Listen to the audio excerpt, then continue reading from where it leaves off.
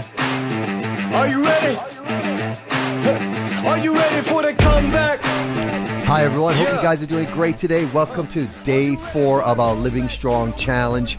Today we are going to talk about quieting our mind, quieting what we're going to call that monkey mind. And I'll talk about that in a couple of seconds. Like it's an idea from, let's say, Buddhist monks. And it's a great story I'm going to share with you in a couple of seconds. And this is going to be our number one priority. And we're going to talk about the number one priority about that mind, okay? And quieting that mind, that monkey mind.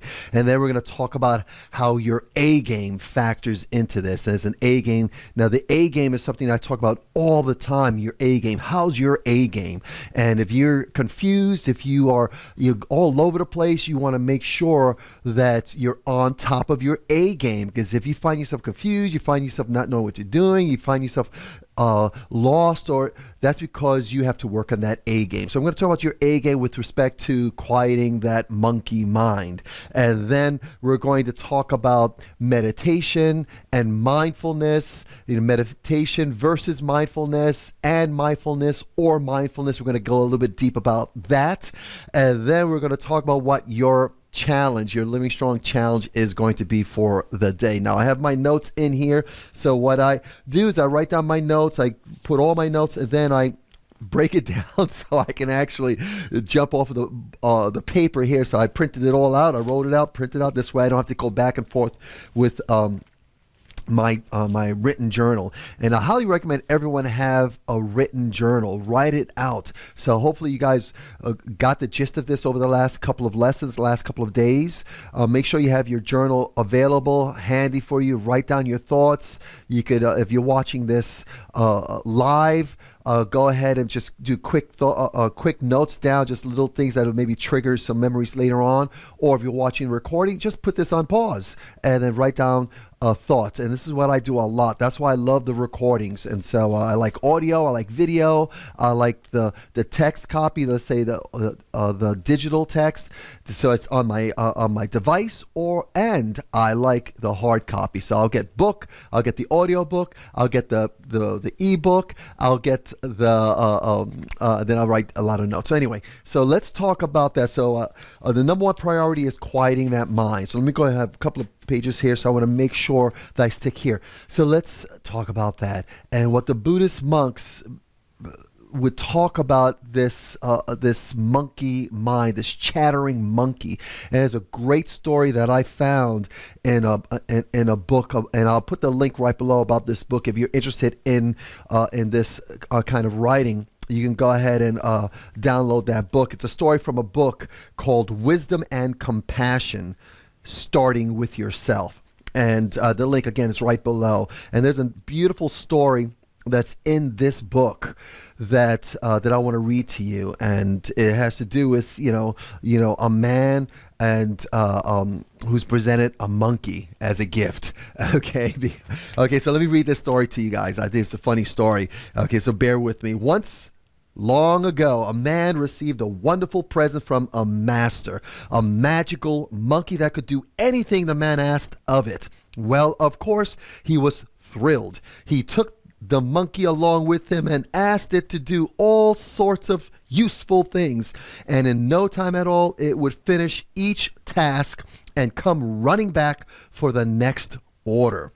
The man had the monkey build him a palatial house, a beautiful home. And in no time at all, the monkey had finished it. Now our friend was really thrilled. What's not to like, right? It goes on. Okay, the man went to bed for the night and found out the monkey kept pestering him. Now, what do you want me to do? What's next? The man could never rest, ever. Day and night, the monkey hounded him with requests for more work, which he finished in no time at all. Then it was back for more. Monkey wanted more. At his wit's end, the man went back to the master and said, "Help! You've got to give me a way to deal with this monkey so that it doesn't keep me up all night, bothering me day and night. What can I do?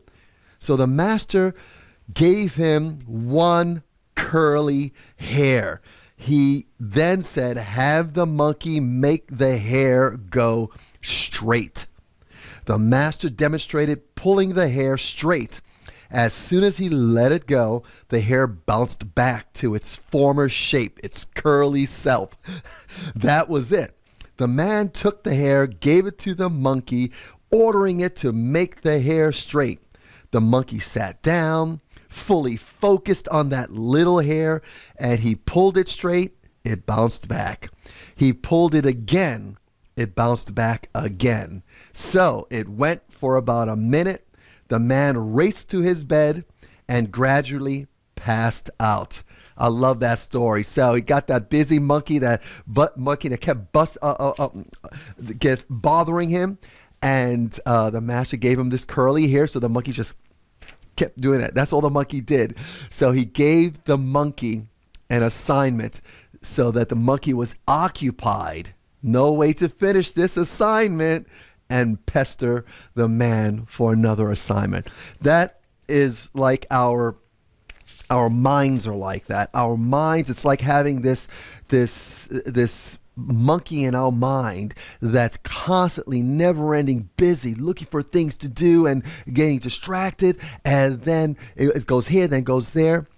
That is the challenge that we have every single day. It's this chatter going on in our minds, and it's what the Buddhist monks call this the monkey mind, the chattering monkey. So our number one priority is this, is to quiet the mind, to occupy the mind enough, just like that curly hair, so that it is busy with one task while you're able to do something else.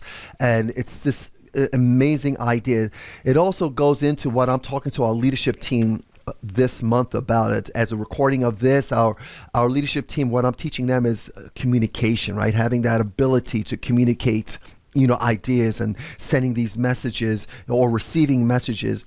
And it's just a means. Communication is just a means of receiving and giving information. And so in our minds, we have what we call that self-talk.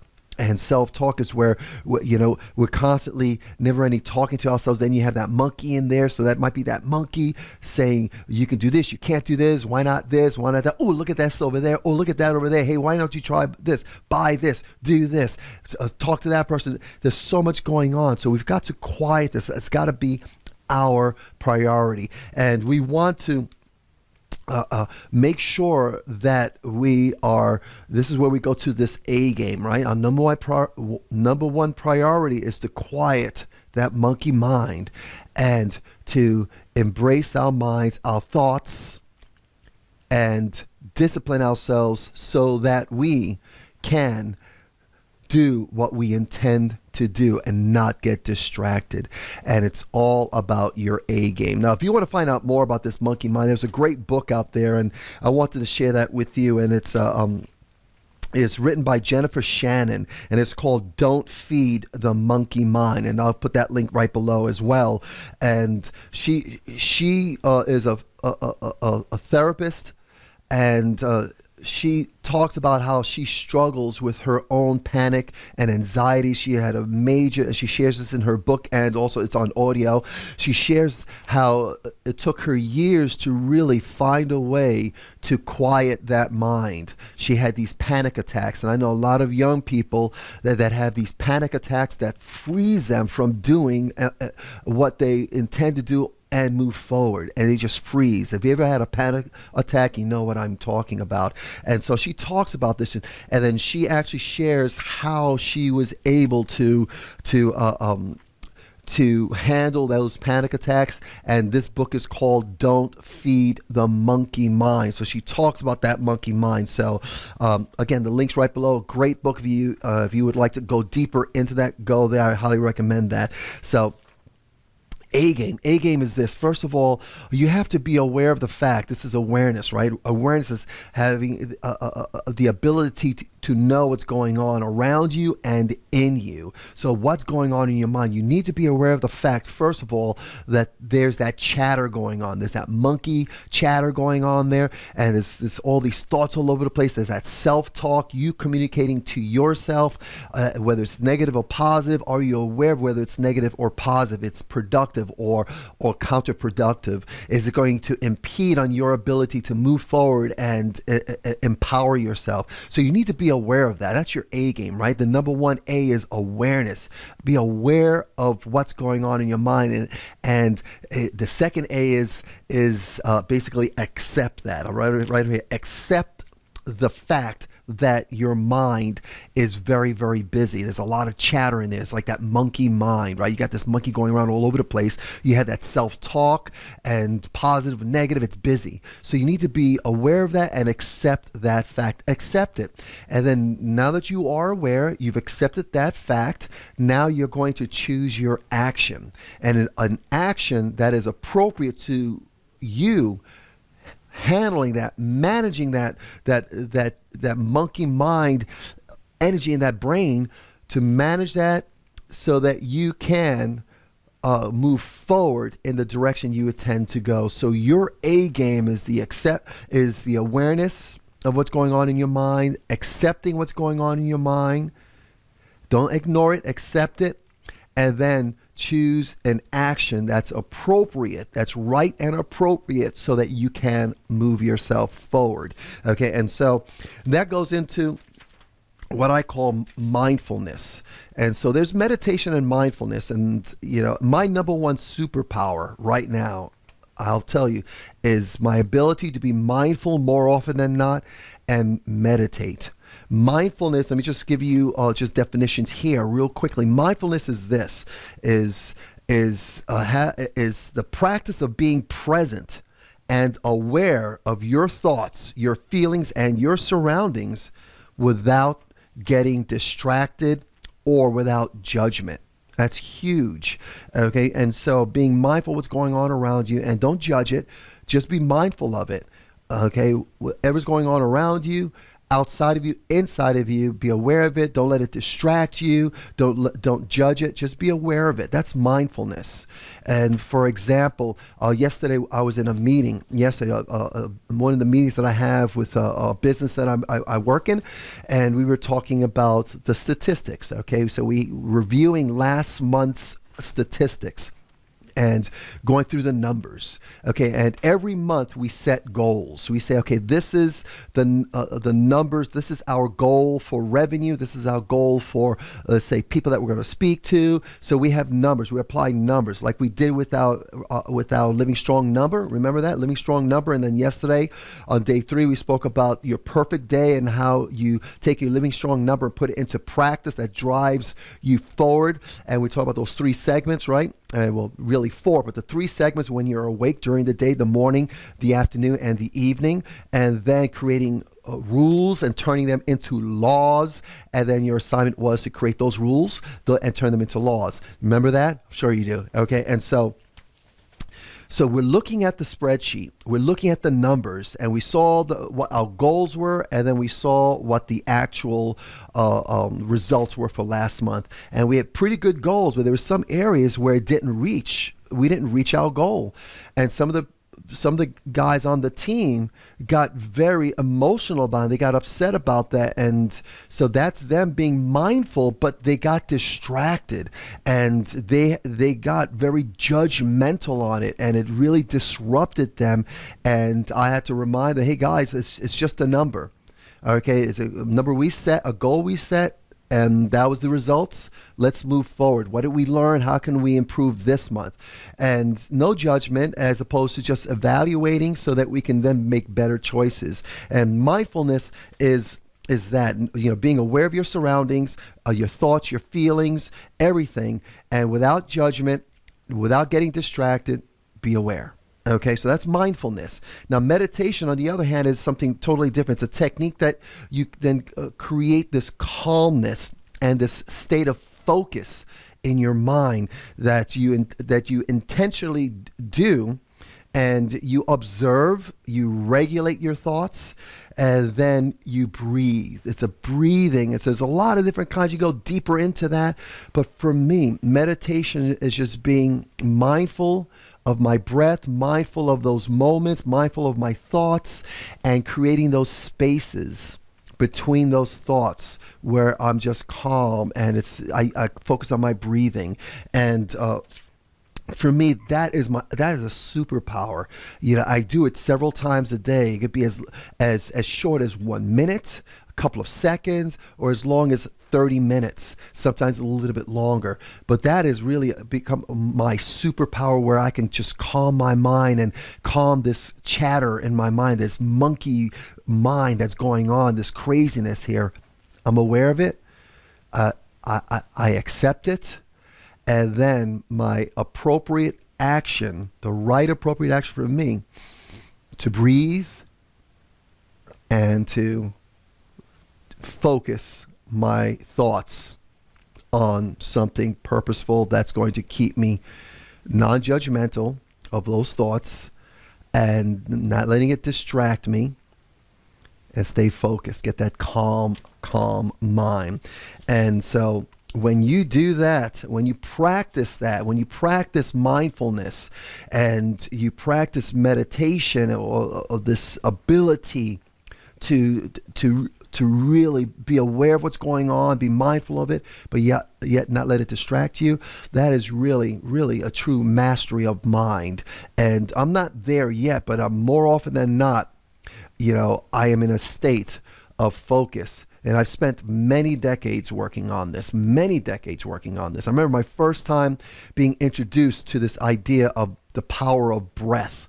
I was in New York, and I went to the library, and I found this book on breathing, because my instructor at the time said, you got to control your breath. And so he just put such emphasis and power into breathing that I was curious. And I went to the library, found this book in the library about breathing. And I'll be honest with you, to this day, I still have that book. I never returned it. I kept it. I don't recommend you doing that.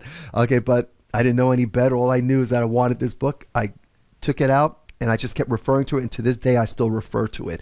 It's just still in my library. Breathing, the power of breathing. And so it's taken me decades to really get good with this.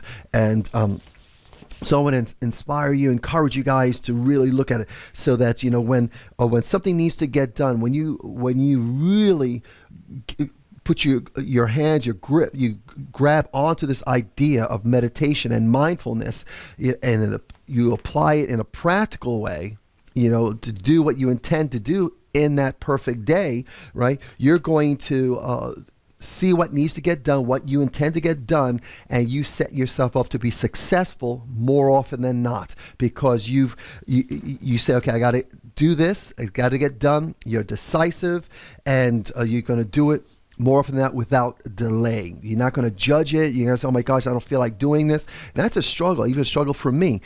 But more often than not, I got to do this. Get it done, no delay. And so that's what I want to encourage you guys to do. And so meditation and mindfulness, that's the huge I believe a superpower, and helping you quiet that mind, quiet that monkey mind, that chattering mind, that self-talk that could be more often than not negative and keeping you from going there. Okay, and so I know many people say, well, there's some objections to this. You're saying to yourself, the number one is this. You might be saying to yourself right now, I don't have the time to do this. And I would encourage everyone to look at what you are doing with your time. That's why yesterday was important. What does your perfect day look like? In your perfect day, can you chisel out 10 minutes at least once in a day, so that you can be mindful and do some breathing exercises, maybe even meditation, and start practicing that? Can you do that? Of course you can. You have the power to control your day. You have those 24 hours. You can find 10 minutes. You can find 30 minutes. Matter of fact, you don't find it, you make it. And so I want to encourage you to really embrace the power of control and the power of choice, and choose to use time in your day, because I'll tell you right now, it's a superpower. Okay, so I want to encourage you to do that. So that's going to be your assignment. Today's Living Strong challenge and assignment is going to be creating a moment, 3 minutes, 10 minutes in your day so that you can breathe. I say start with breathing. And there's a link below. Go to my app. I have my Living Strong app. Go there. It's 100% free. You go to the app. The link's right below, and you can have access to a couple of guided meditations that I do. One is with breathing. It's like 3 minutes. There's a 2-minute meditation. There's also an 18-minute one there that you can look at as talking about being focused. So it's a guided meditation. I guide you through it. You could start there, or you could just be on Spotify. You can go to YouTube. You could find guided meditations that would serve you, and it could be as short as 1 minute, 2 minutes, 3 minutes, 5 minutes, 10 minutes, 15, 20, 30 minutes. Doesn't matter. Just start. Okay, that's going to be your assignment for today. Okay, guys. Other than that, that's all I've got for you. Okay, I'm looking forward to hearing how you're doing. And I'll definitely see you tomorrow on day 5 of our Living Strong challenge. Take care. Bye.